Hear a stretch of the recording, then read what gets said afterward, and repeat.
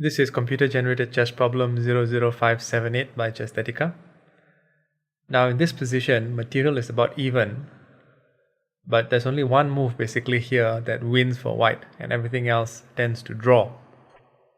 Notice also that black has got two knights against white's rook and pawn. So even if the rook and pawn were lost, two knights cannot checkmate a king. This, by the way, is a study-like construct. So here's the analysis. So let me first show you how things could go wrong. If white were to play rook to e7, threatening the knight on e2, then black simply moves the knight away to c3, and now the two knights are defending each other, and the pawn on c2 is also blocked from advancing. So there's not very much that white can do. And if white were to exchange the rook for one of the knights, then it's king and knight against king and pawn, and this is a drawn game. Typically, the knight can always sacrifice itself for the pawn, and then we are left with just two kings, and that is a confirmed draw.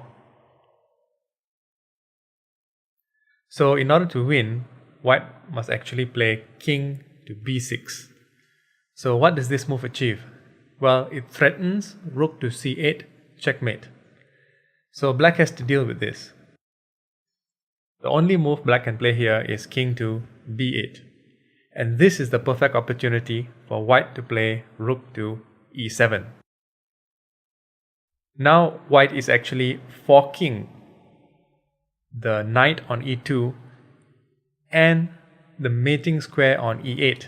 So it's not a piece that's on e8, it's an empty square, but it's a mating square. So it may as well be a queen. So black, not wanting to lose the game, has to address this problem. The king moves to c8, and here is where white secures the win by playing rook captures e2. And this is a won game for white.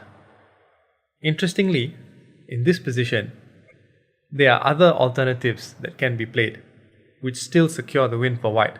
For example, white could play rook to e8, check. The king moves to d7, and only now rook to e2, followed by, according to the engine here, 20 or even up to 30 moves, which force a mate eventually. But back to the original position,